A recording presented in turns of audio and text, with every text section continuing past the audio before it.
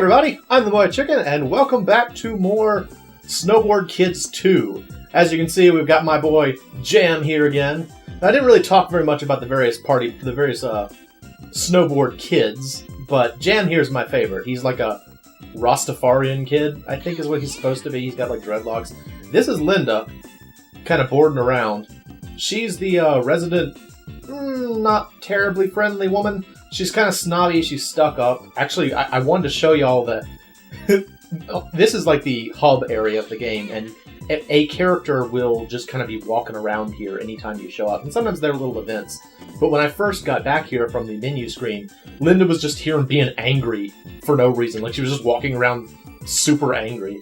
And if you talk to her, she like yells at you and you freak out. So, she's not going to be cooperative, so let's just move on. Anyway, on to the next area. Turtle Island. Now, another cool thing about this game, I was talking a little bit about this game versus the first one. Oh wait, hang on. Cutscene. Picnic on Turtle Island. So the Snowboard kids are apparently in paradise, as is Damien, and he's got an insane crab with him. He hits it, and then sends it to do his bidding. Off it goes. They're having a good time. Slash is like, hey, check it out, a crab. Oh shoot! Crabs will attack you? I had no idea! And Jam just doesn't care. He just starts laughing immediately. And then no one else cares. And they're like, hey, Linda's surfing out there. Let's go do that instead. See, no one cares about Slash. No one cares about his troubles. And so he just throws the crab away. Gets angry, then goes off the race. And, of course, the crab attacks Damien because Damien is pretty much the butt of the entire game. Anyway, so what I was saying about the levels. So, the previous game was, it was sort of like proof of concept, I guess would be the best way to describe it. It showed that you could have a snowboarding game that has like Mario Kart elements in it, but it was also very stiff to play. There wasn't as much you could do. There were fewer levels. There were fewer characters.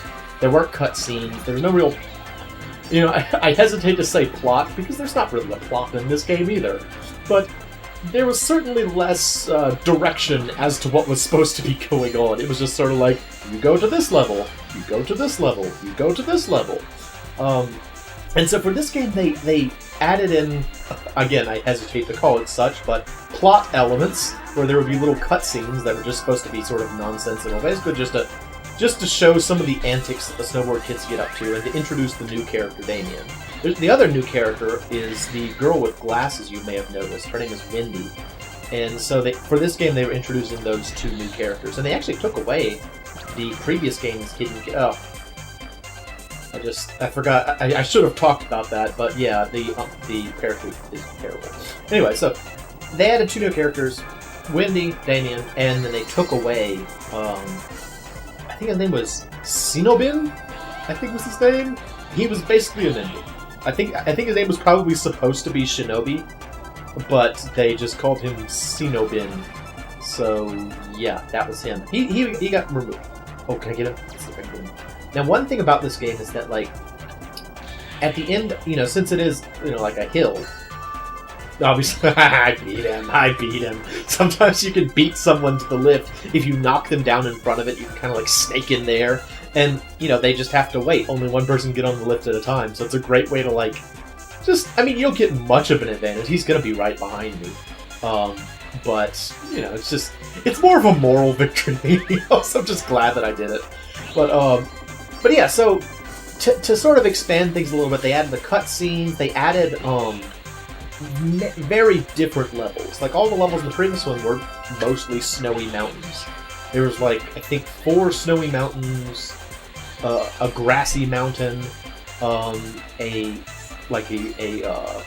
amusement park in winter, and I think, like, I think there was another snowy mountain, and then, like, a sort of very Japanese-themed, like, cherry blossom kind of level. But for this one, they really came up with some interesting stuff, but I won't tell you all of them yet because, well, I want y'all to see them. But, you can already see, I'm underwater right now. I was on an island. And another cool thing, again, going back to the comparison I made the previous game with Mario Party 1 and Mario Party 2. As in Mario Party 2, they added costumes. Depending on where you are, depending on where you're racing, you'll get different costumes. So there's like a summer costume, which is what I'm wearing right now. He wears like a big like Rastafarian looking hat. It's just they just add a lot of like polish, I suppose would be the best way to describe it. Just a lot of things that make the game, more fun to play. Shooting bombs backwards, that's pretty fun, right? Yeah, just a lot of little things that make the game more fun. That's why, like, even though I'm fond of Snowboard Kids 1, I actually did play them in order. I played Snowboard Kids 1 first. I think I rented it back in the N64 era. Because, people used to rent games. I don't know if y'all know that, but yeah, people used to rent games. That was a pretty common thing back then. But I think I rented this once, and I think I had like a Game Shark, and I unlocked... That's the only reason I think I knew about Sinobin, is because I just used the Game Shark to unlock everything. And, but, when I got this one, it's like I can't go back to the first one very much, because it's not as good. It's pretty much this... I think it's pretty much the same reason a lot of people don't go back to Mario Party 1. It's like, yeah, I could play Mario Party 1, but I've got Mario Party 2 here. It's like I could play Snowboard Kids 1, but I've got Snowboard Kids 2 here. Anyway, that's just my perspective on it, I guess. I just really like this one a lot. I think it's fun. I think I think the focus on, I guess, what you call it, aesthetics? Like just focus on like making it look nice. Adding a lot to the way the characters interact. Adding that little hub town. That's nice. The original game just had sort of a, you just choose a race from a list. It was basically just a menu. Just a lot of little things that make this game feel more complete and more fun to play. But I didn't actually discuss, I suppose, the structure of the races. Yeah, so each race, pretty much each race, I think a couple of them have fewer, but just about every level has 3 laps in it. Pretty standard Mario Kart fare. And you're just supposed to try and fight your way to the top. And then, of course, as always, crash your way to the goal line. Whew! Beat him! Alright, that's another first place victory. This is one of those games that makes it so that, like, you cannot go to the next race until you... Like, each race is individual. It's not like a cup or anything like that. It's like you have to get first in the previous race to go into the second one, which can make things pretty tough, especially in expert mode when they're much better. So, let's see the conclusion to that exciting sequence we watched before involving that crab. Oh, apparently they found treasure somewhere. And Slash is convinced that it has gold and such, and he shakes it. And Linda's like, I mean, what? And Jam's like, open it. And Slash is like, I'm gonna just keep doing this, it'll work eventually. I played Secret of Mana before. Slash is just angry. He's like, whatever, I don't even care anymore. And then Damien suffers again. And it was just a jack-in-the-box. Oh, the painful life that is Damien. Anyway, that's all for this episode. Hope y'all are enjoying this. This is the MoeChicken, and oh, here we go. See, she's so angry. Hey, how you doing?